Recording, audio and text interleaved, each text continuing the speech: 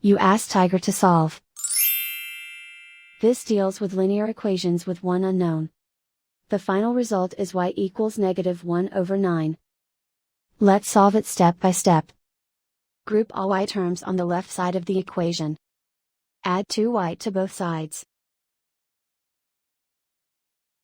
Group like terms.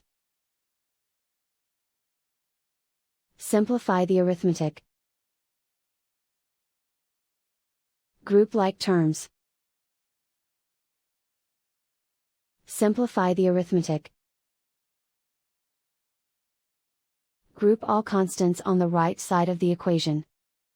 Subtract 4 from both sides. Simplify the arithmetic.